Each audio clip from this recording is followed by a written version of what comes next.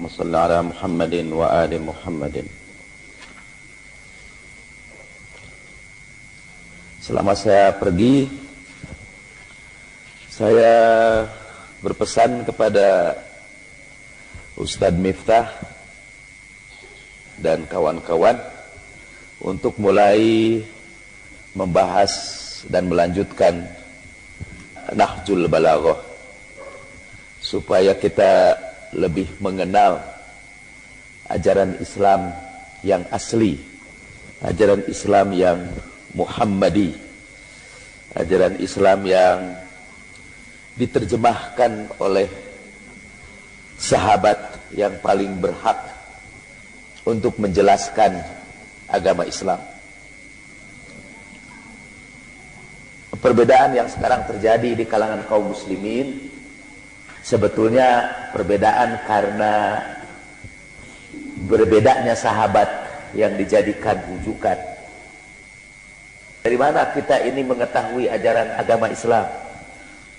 Apa dasar agama Islam kita ini? Dasar agama Islam kita adalah sunnah Rasulullah, perbuatan-perbuatan Rasulullah Sallallahu Alaihi Wasallam. Karena ajaran Islam itu dipraktekkan oleh Rasulullah. Dari mana kita tahu tentang sunnah Rasulullah? Dari laporan para sahabat. Guru kita yang menyambungkan kita kepada Rasulullah adalah para sahabat. Ternyata para sahabat itu berbeda-beda dalam menyampaikan sunnah Rasulullah itu. Sebagai contoh, Utsman ibnu Affan, atau jangan sebelum Utsman. Kalau saudara ikut berangkat haji bersama saya dan sholat di Masjidil Haram, baik di Mekah ataupun Madinah, salah satu ciri utama sholat di sana ialah imamnya tidak pernah membaca Bismillahirrahmanirrahim. Jadi selalu imamnya itu membaca setelah Allahu Akbar terus Alhamdulillahirabbil alamin. Bismillahnya tidak disebut. Mengapa mereka tidak menyebut bismillah? Karena kata mereka mengikuti sunnah Rasulullah seperti yang dilaporkan oleh Anas bin Malik. Kata Anas bin Malik, aku pernah salat di belakang Rasulullah, Abu Bakar, Umar, dan Utsman. Semuanya tidak membaca Bismillahirrahmanirrahim. Jadi mereka menjalankan sunnah Rasulullah berdasarkan laporan sahabat yang bernama Anas bin Malik. Sebagian lain malah mengeraskan bacaan Bismillahirrahmanirrahim, seperti kebanyakan di Indonesia mengeraskan bacaan Bismillahirrahmanirrahim. Bahkan ada yang lebih ekstrim lagi. Dalam sholat yang perlahan-lahan pun, sholat itu ada dua macam, sholat yang perlahan-lahan, sholat siang itu tidak boleh dibunyikan bacaan suratnya. Ada sholat di malam hari disunahkan dibunyikan, maghrib dan isya subuh itu harus berbunyi. Nah, dalam sholat yang tidak berbunyi sekalipun, madhab Ahlul Bait misalnya memerintahkan agar khusus pada bismillah harus dikeraskan. Jadi kalau saudara sholat di belakang pengikut Ahlul Bait, setelah Allahu Akbar, misalnya sholat zuhur, tiba-tiba saudara dengar Bismillahirrahmanirrahim, setelah itu diam lagi. Nanti kalau mau baca surat, Bismillahirrahmanirrahim. Itu pun dari mana itu sumbernya? Dari sahabat Nabi juga.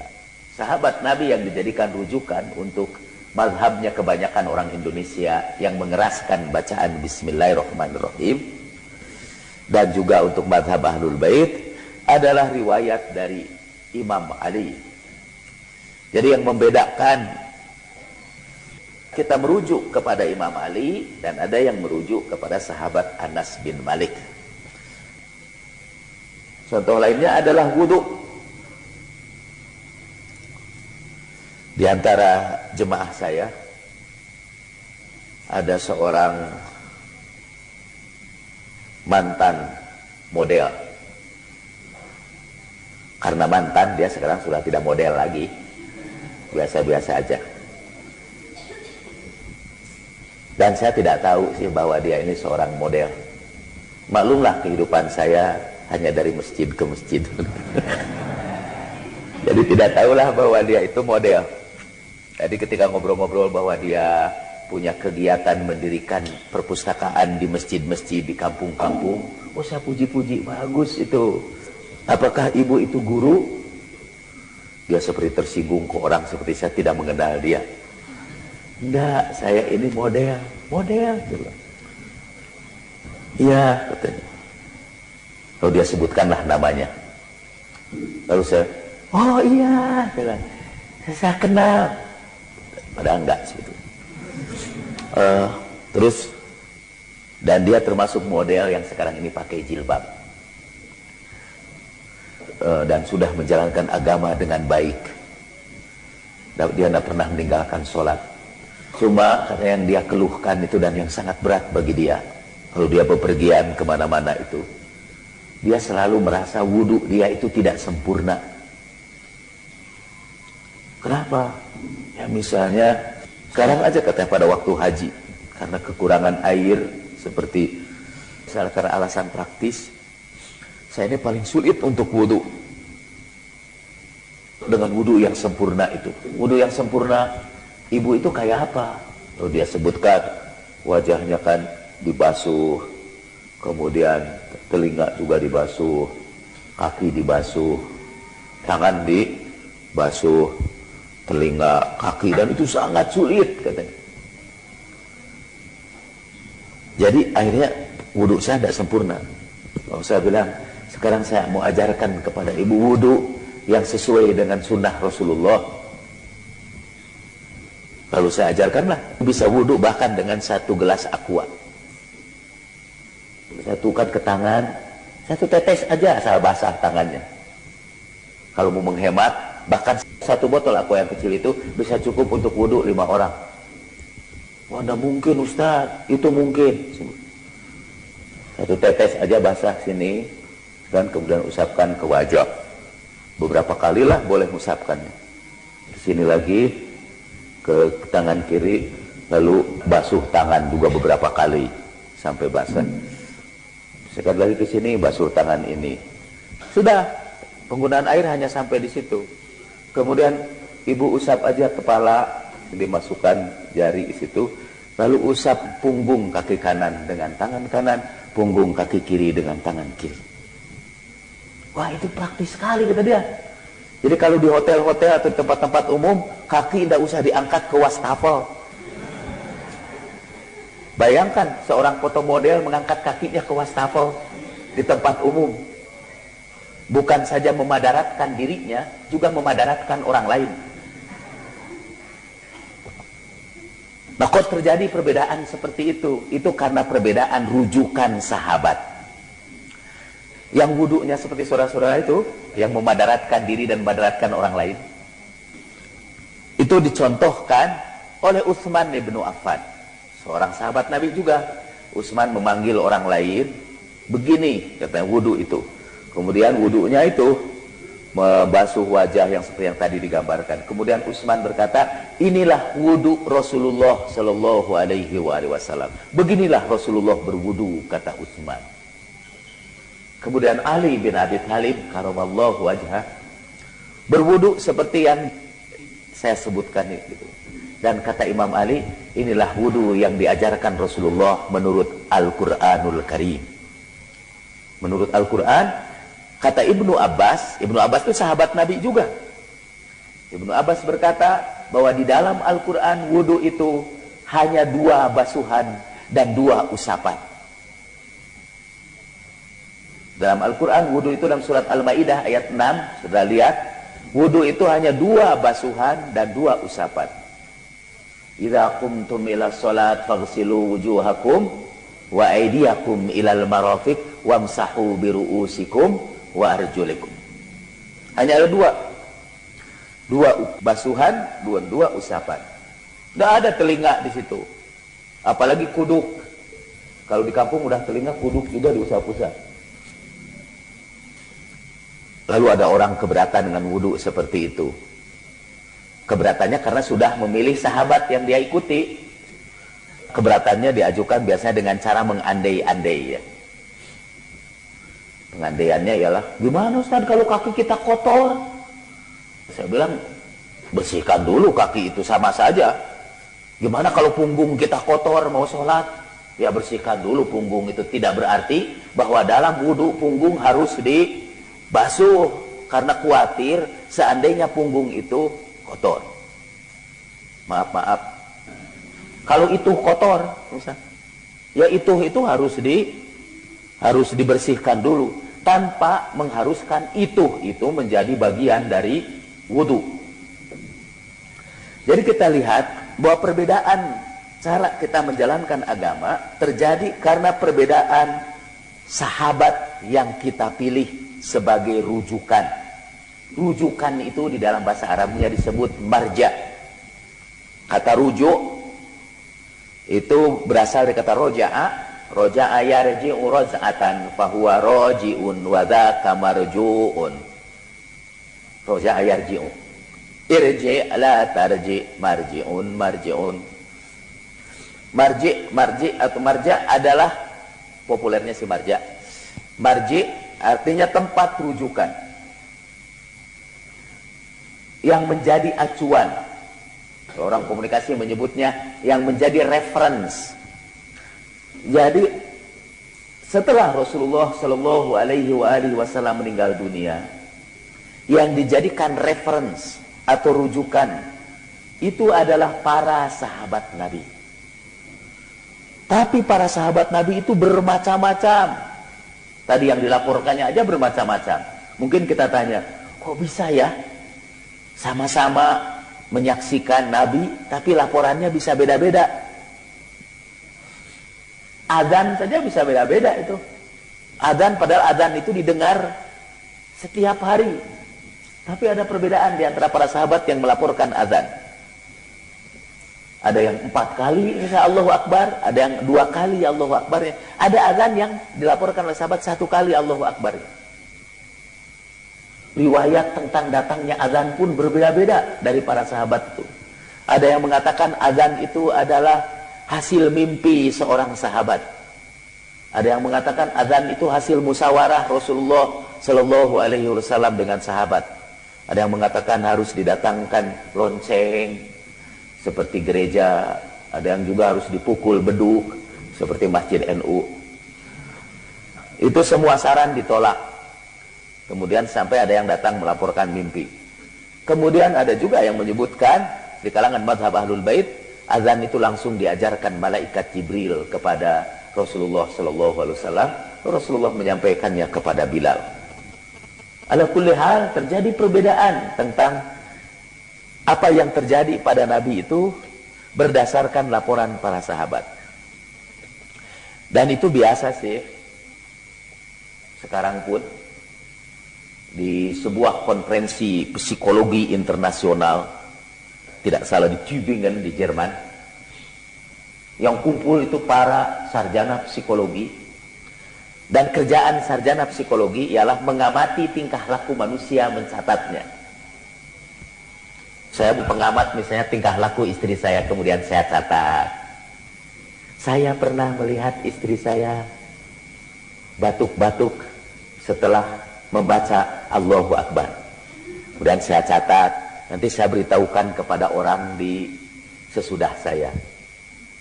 Sami'tu zaujati, aku mendengar istriku batuk-batuk setelah membaca takbiratul ihram.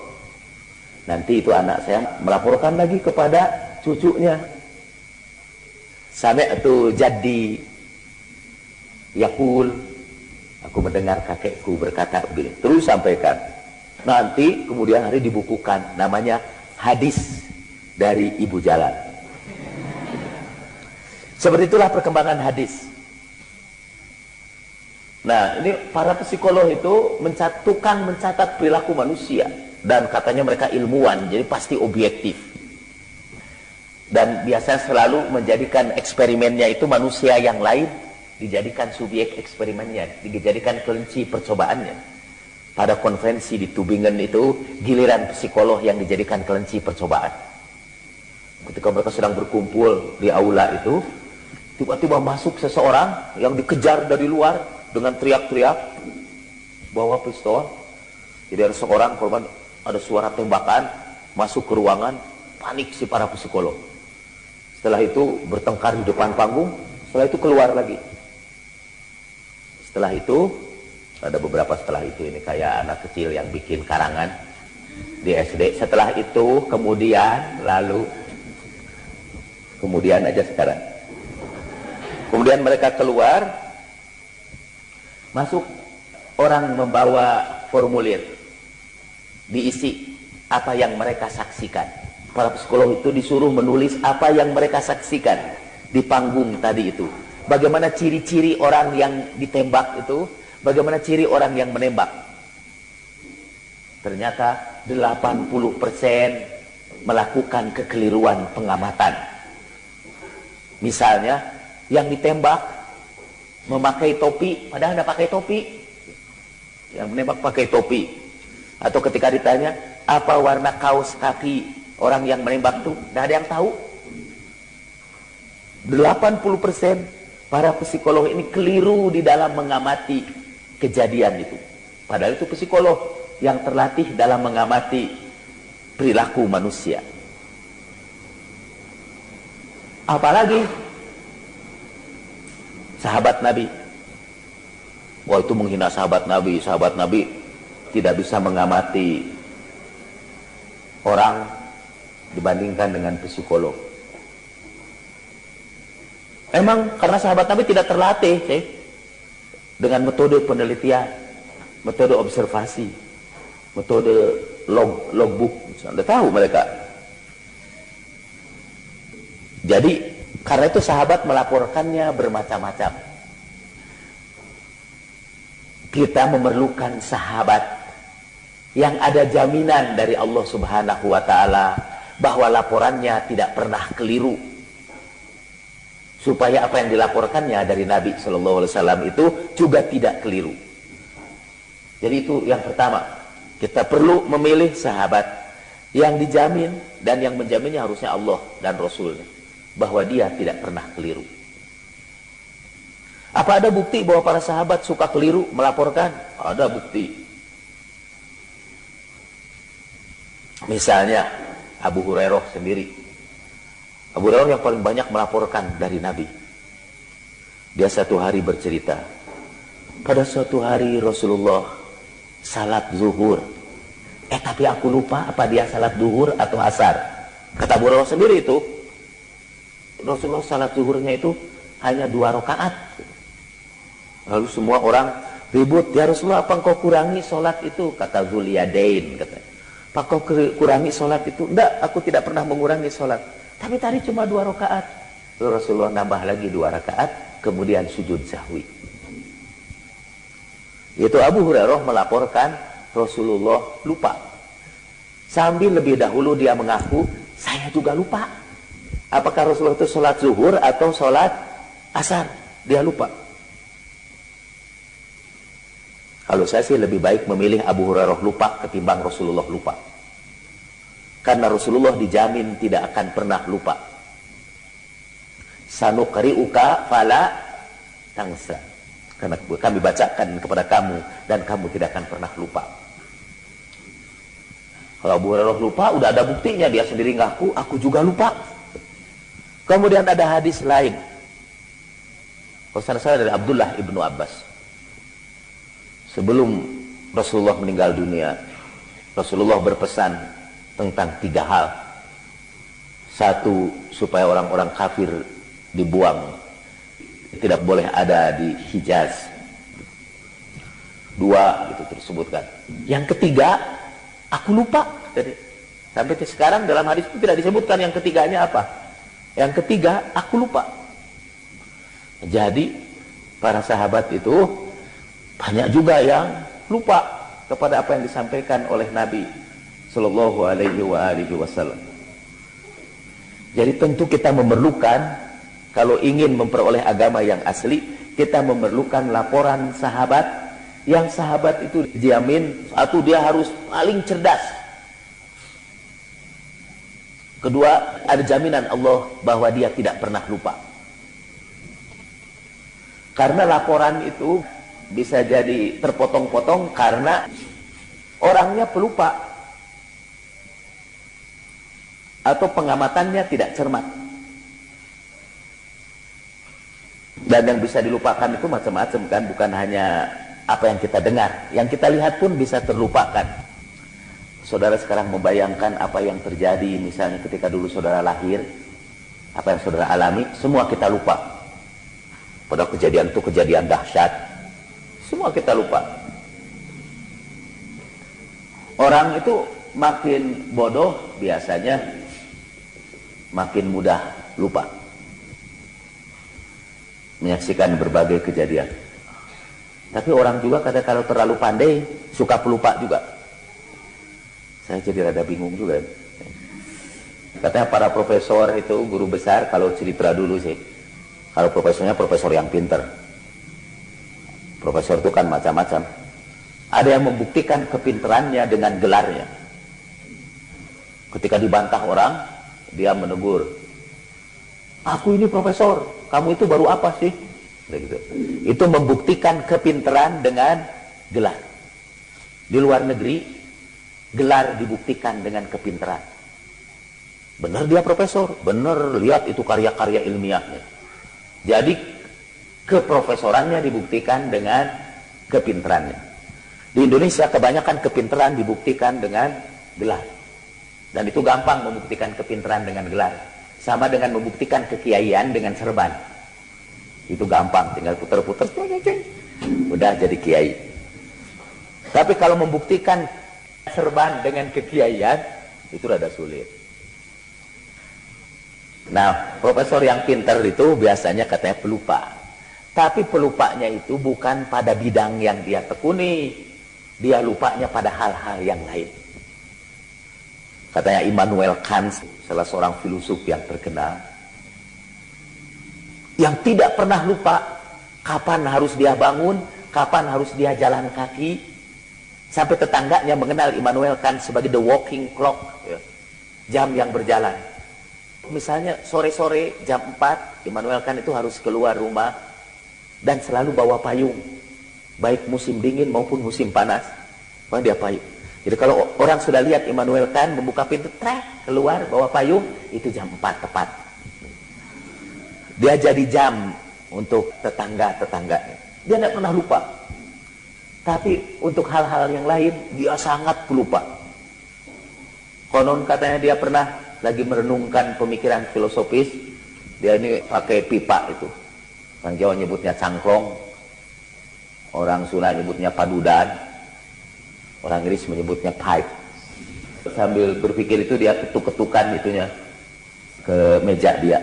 Biasa kan, pipanya itu diketuk-ketuk. Setiap kali dia gitu, selalu dia teriak, "Hi, who's knocking the door?" Siapa itu? Nggak ada suara lagi. Lalu dia mikir lagi, dengar lagi ketukan pintu. "Hi, who's knocking the door?" Sampai dia jengkel ke sana, dibuka pintu, nggak ada. Dia lupa bahwa sebetulnya cangklongnya itu yang mengetuk pintu. Ya. Profesor bisa pelupa, tapi pelupanya untuk bagian-bagian yang tidak penting, yang tidak berkaitan dengan bidang. Kata sebagian orang sih, yang saya tidak yakin, saya ini pelupa karena pinternya. Sehingga sebagian orang hanya supaya disebut pinter, pura-pura pelupa. Kalau benar saya ini pinter, benar. Saya hanya lupa untuk bagian-bagian yang tidak penting. Misalnya melupakan istri saya.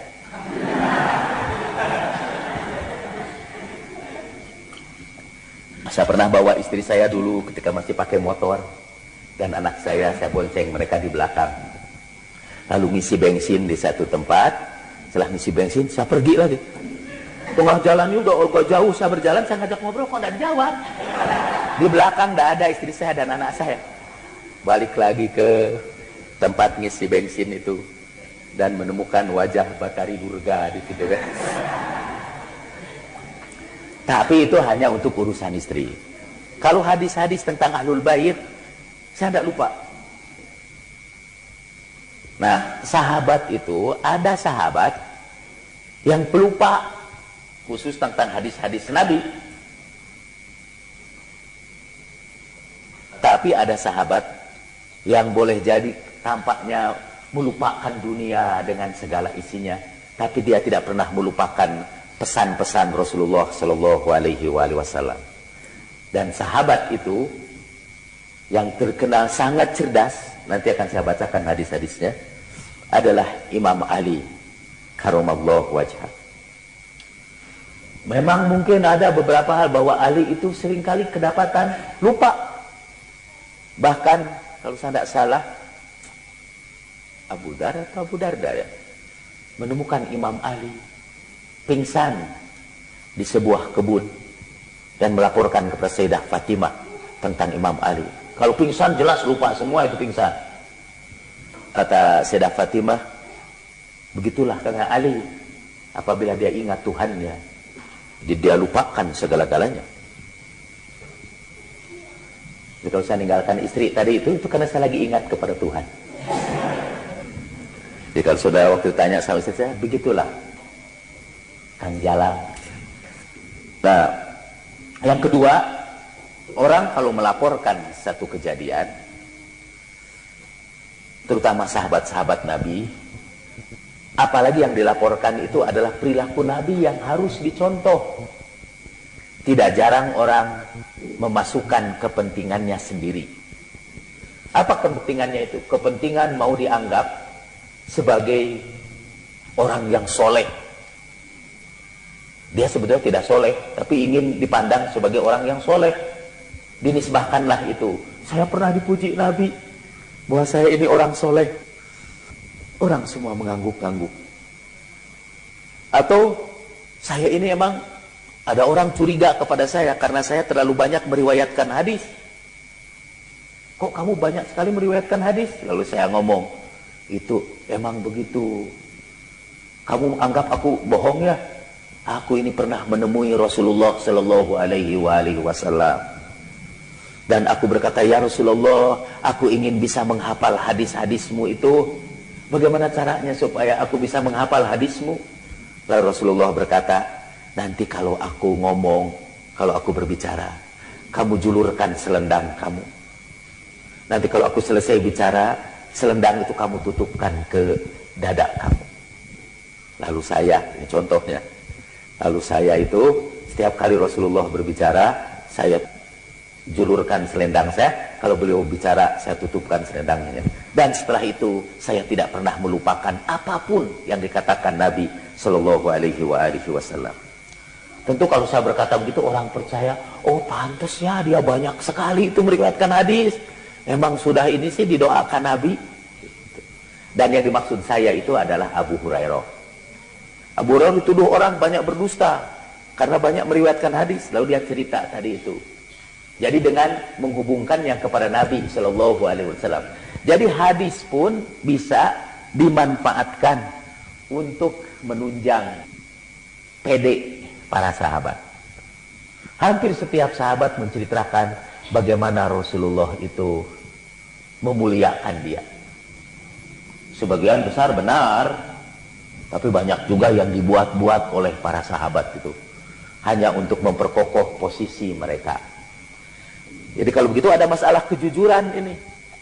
Dalam meriwayatkan sunnah Nabi itu, kita memerlukan sahabat yang jujur, yang akhlaknya baik, yang terbukti akhlaknya baik. Karena kalau orang itu pendusta, pembohong, lalu akhlaknya buruk, pastilah dia satu saat akan menisbahkan kepada Nabi hal-hal yang tidak pernah terjadi kepada Nabi Shallallahu Alaihi Wasallam. Atau kalau orang itu memusuhi Nabi di dalam hati, dia akan sampaikan berita-berita yang menjelek-jelekkan Nabi. Walaupun dia jadi sahabat sekian lama. Saya jadi ingat ini. Saya pernah difitnah oleh sahabat saya. Fitnahnya luar biasa. Sampai sekiranya kodok mendengar fitnah itu, kodok itu berubah jadi sapi, saking nggak percayanya itu fitnah. Nah, ketika dia menyebarkan fitnah itu, orang-orang nggak percaya. Tak mungkinlah Pak Jalal itu begitu. Aku kenal Pak Jalal itu. Lalu dia jawab, aku ini jadi sahabatnya udah 7 tahun, kata jadi sahabatnya, menyertai dia. Aku tahu dia itu lebih dari kamu, kata tukang fitnah itu. Betul. Tapi apa jaminannya bahwa dia tidak berbohong? Betul, dia pernah bergaul dengan saya sekian tahun dan dekat dengan saya, tapi apa jaminannya bahwa dia tidak bohong? Tidak ada jaminannya. Apalagi kalau orang itu terkenal sebagai pembohong. Karena itu Imam Ali Zainal Abidin berwasiat kepada putranya Muhammad Al-Baqir supaya tidak bersahabat dengan pembohong.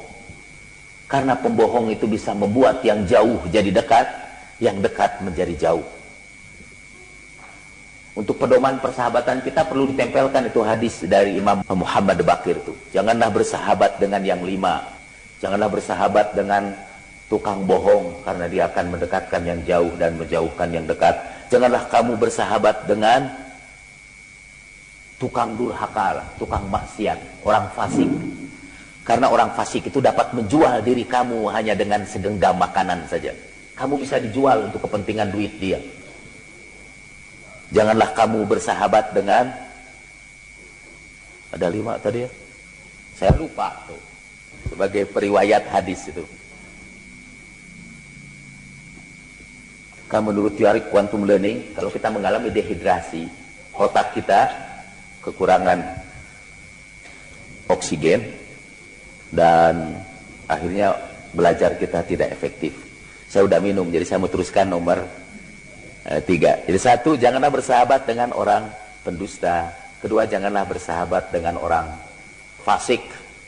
Yang 3, janganlah bersahabat dengan orang yang suka mengadu domba, suka memfitnah. Karena kamu satu saat akan menjadi korban fitnahan dia. Janganlah bersahabat dengan orang bodoh. Jangan bersahabat dengan orang tolol. Karena dia bermaksud mendatangkan manfaat bagi kamu, tapi kemudian menyusahkan kamu. Dia bermaksud memberikan manfaat, tapi akhirnya memadaratkan kamu. Seperti mau bantu, tapi menyusahkan. Itu sahabatnya. Dia itu benar-benar mau bantu kamu, padahal akhirnya bantuan dia itu menyusahkan kita. Seperti persahabatan kan pemburu dengan beruang, yang kedua-duanya sama-sama kesepian. Dalam cerita Jean de La Fontaine. Saya sebut cerita Jean de La Fontaine itu untuk meningkatkan cerita saya bukan sekedar dongeng memeh sare, tapi emang punya nilainya. Pemburu kesepian, dia datang ke hutan. Udah tua si pemburu. Ketemu beruang yang juga udah tua, kesepian juga. Dulu sih mereka saling memburu. Sekarang mereka berusaha bersahabat. Sama-sama sih satu ideologi dan satu perjuangan. Itu sama-sama kesepian di hari tua. Lalu mereka bersahabat. Suatu saat, singkatnya cerita, si pemburu tidur lelap. Lalu ada nyamuk hinggap di hidungnya.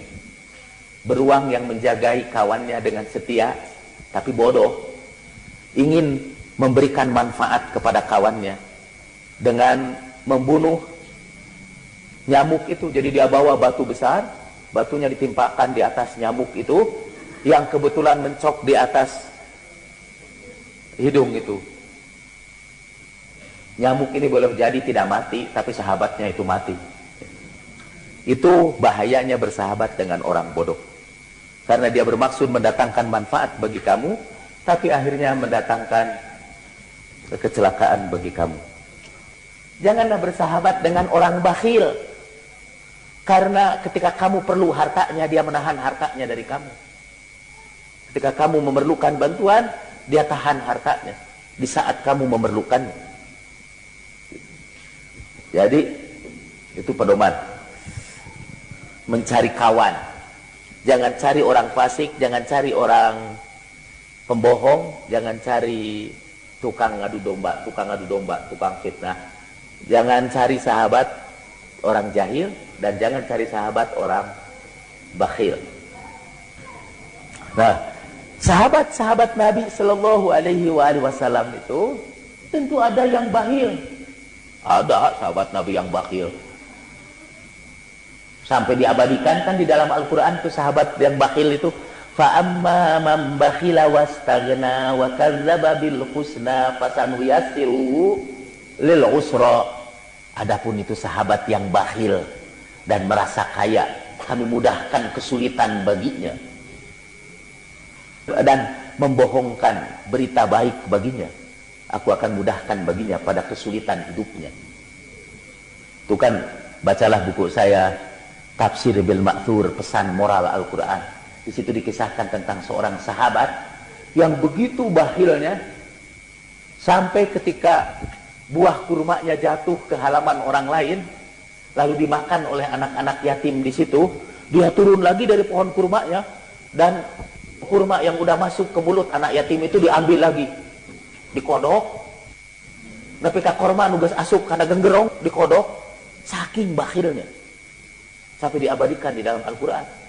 Ketika Rasulullah menawarkan kepadanya, maukah kamu menukarkan satu pohon kurma kamu itu dengan pohon kurma lagi di surga, kata Rasulullah. Dijamin asal dia serahkan pohon kurma itu kepada Rasulullah, yang Rasulullah akan serahkan kepada anak yatim itu, Allah akan jaminkan pohon kurma di surga. Artinya kalau dia dapat pohon kurma di surga, dia juga masuk surga bersama pohon kurmanya tentu. Dah masuk surga, tapi tidak mau dia. Tidak mau. Wa amma man bakhila wastaghna. Jadi sahabat pun ada yang bakhil. Sahabat pun ada yang pembohong. Saya mau ceritakan sahabat yang bohong. Nanti pengajian ini difatwakan oleh MUI sebagai pengajian yang sesat karena menyebut ada sahabat yang pembohong. Tapi ada sahabat juga yang tadi itu suka memfitnah, ada. Itu juga tidak bolehlah disebutkan di sini. Atau disebutkan juga, jangan sebut nama lah, no name mention. Jangan menyebut nama. Tentu kalau kita ingin memperoleh hadis yang betul-betul bersih dari Rasulullah, rujukan kita itu haruslah sahabat yang tidak pernah berdusta, yang akhlaknya baik, yang tidak pernah memasukkan kepentingannya sendiri di dalam hadis-hadis itu, kecuali kepentingan agama.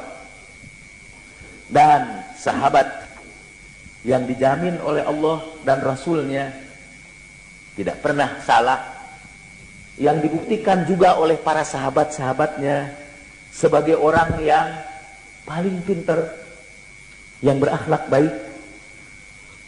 Jadi sudah pintar, sudah akhlaknya baik, paling taat beribadah, paling dekat dengan Rasulullah Shallallahu Alaihi Wasallam adalah Imam Ali.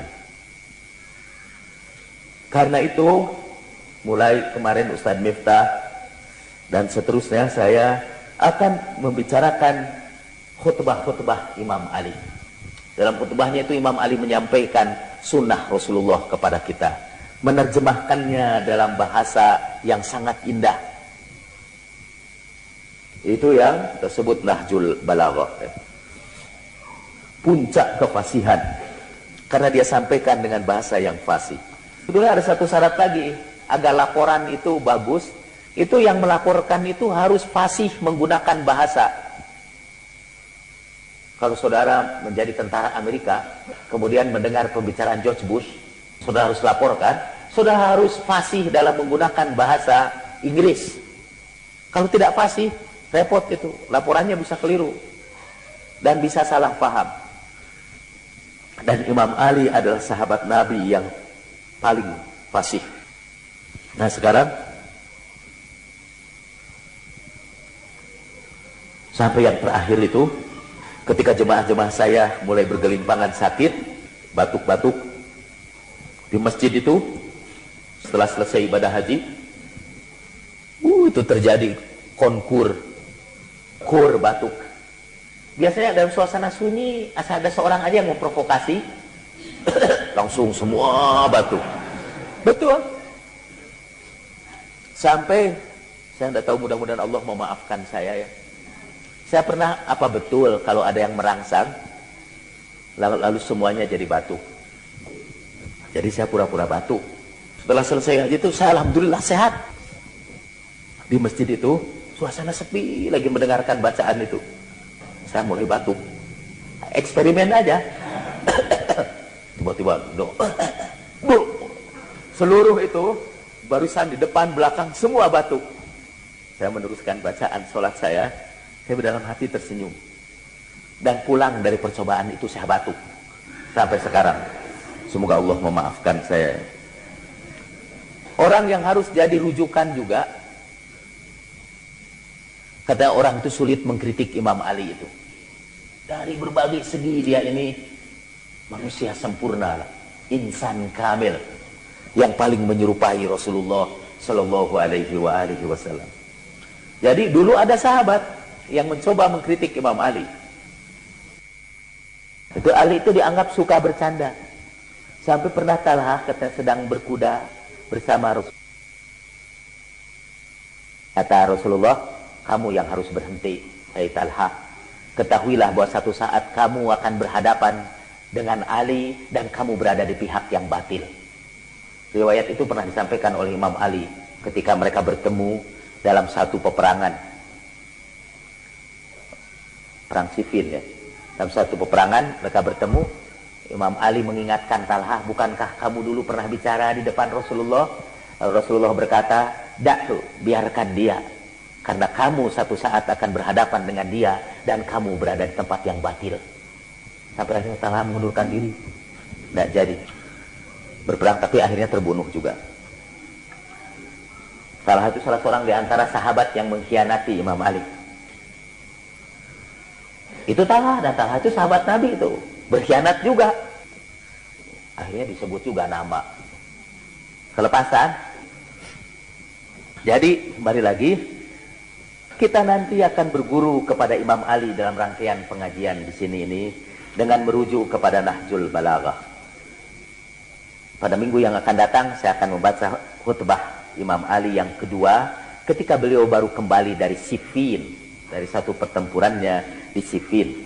Tapi izinkanlah saya sekarang membacakan tentang hadis-hadis Nabi yang diriwayatkan oleh sahabat yang lain tentang Imam Ali. Misalnya hadis yang terkenal yang direkamkan di pintu SMU Plus Mutahari. Ana Madinatul Ilm wa Aliyun babuha. Aku adalah kota ilmu dan Ali adalah pintunya. Faman aradal Madinah falyatiha min babiha. Siapa yang ingin datang ke kota ilmu Rasulullah itu, hendaklah dia datang lewat pintunya. Ini hadis ini diriwayatkan dalam Mustadrak ala Sahihain dari Al-Hakim. Jadi ada kumpulan dua hadis sahih, Bukhari dan Muslim. Itu disebut Sahihain. Tapi rupanya banyak hadis sahih kelewat dalam Bukhari dan Muslim itu. Al-Hakim mengumpulkan hadis yang sahih lagi. Kemudian dijadikan suplemen. Jadi edisi melengkapi Bukhari dan Muslim. Suplemen itu di dalam bahasa Arabnya Mustadrak. Supplement. Jadi edisi untuk melengkapi Bukhari dan Muslim. Jadi hadis tadi itu Ana Madinatul Ilm disebutkan dalam Al-Mustadrak ala Sahihain juz ketiga halaman 126-127. Dalam kitab Jami'ul Usul itu fi ahadithi Rasul kesananya juz ke-9 halaman 473. Turmudi juga meriwayatkannya di dalam sunannya juz ke-5 halaman 637 dengan lafaz Ana Madinatul Ilm wa Aliyun babuha. Itu hadis yang pertama. Jadi memang pantas kita merujuk kepada Imam Ali karena Imam Ali adalah pintu kota ilmunya Rasulullah Shallallahu Alaihi Wasallam. Dan juga oleh Imam Ali sendiri, Allamani Rasulullah Shallallahu Alaihi Wasallam alfa babin minal ilmi yaftahli min kulli bab alfa bab. Rasulullah mengajarkan kepadaku 1000 bab ilmu. Dan setiap bab itu membuka 1000 bab ilmu lagi. Kata Sa'id bin al-Musayyab, Dia berkata, lam yakun ahadun min sahabati Rasulillah sallallahu alaihi wasallam yaqulu saluni illa aliyan. Sebelumnya saya bacakan sebuah hadis lagi dari Abu Tufail qala, dia berkata, Abu Tufail ini seorang sahabat, dia berkata, syahidtu aliyan, aku pernah menyaksikan Ali. Yaqulu, dia berkata, saluni, tanyalah aku. Wallah la tas'aluni an syai'in illa akhbartukum. Wasaluni an kitabillah, fa wallahi ma min ayatin illa wa ana a'lamu abilailin nuzilat am binaharin fi sahlin am fi jabalin. Imam Ali sering mengumpulkan orang-orang dan berkata, tanya aku ini. Yang lengkapnya malah, tanyalah aku sebelum kalian kehilangan aku. Demi Allah, kalau kalian bertanya kepadaku tentang sesuatu, aku pasti kabarkan kepada kalian. Tanyalah aku tentang kitab Allah. Demi Allah, tidak satu ayat pun yang turun, apakah turunnya malam hari, siang hari, apakah di lembah atau di bukit, aku mengetahui ayat itu.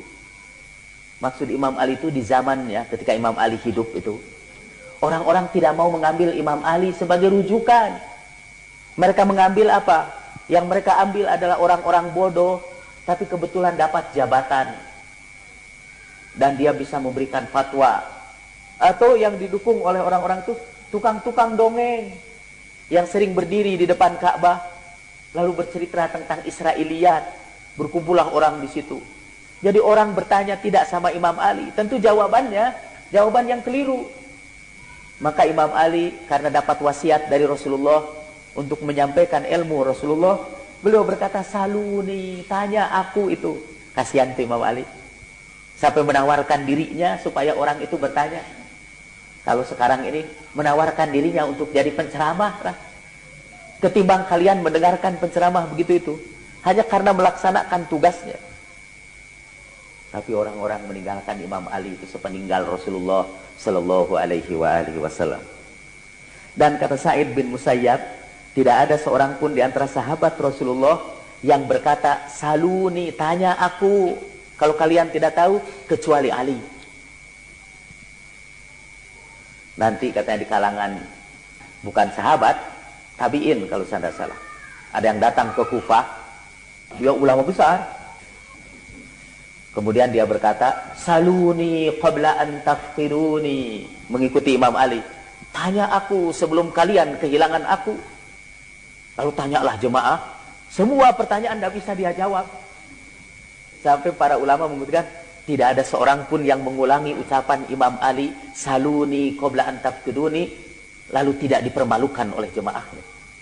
Saya pernah baca itu kalau saya salah Al-Ghadirnya Al-Amini, daftar para ulama yang mengikuti Imam Ali, saluni qabla an tafqiruni, dan dipermalukan karena tidak bisa jawab.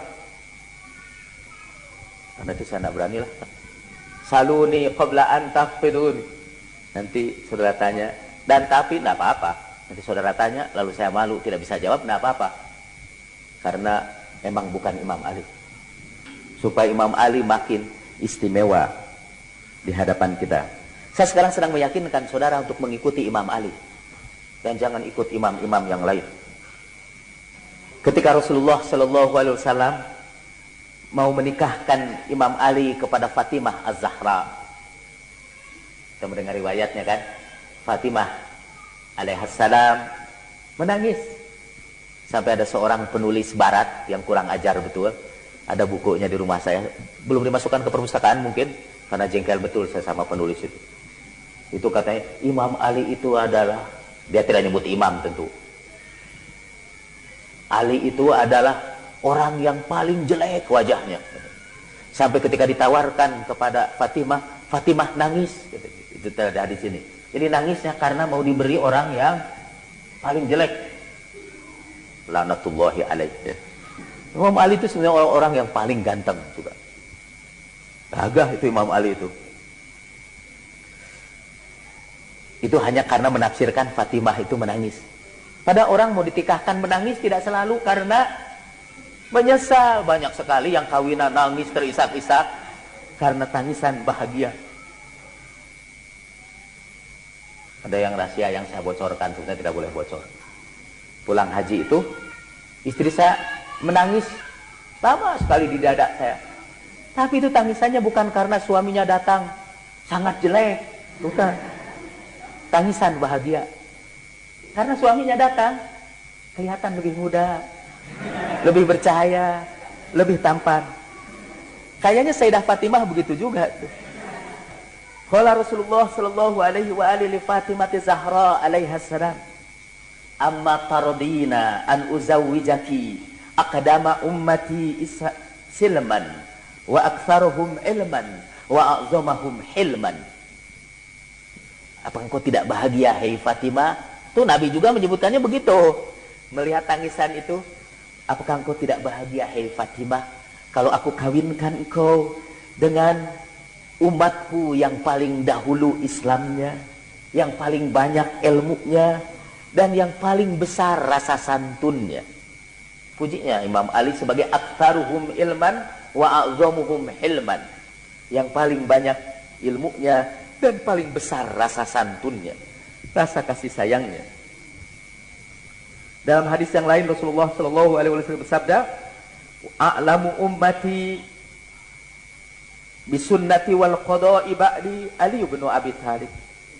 Umatku yang paling mengetahui tentang sunnahku dan ketentuanku sepeninggalku adalah Ali bin Abi Thalib.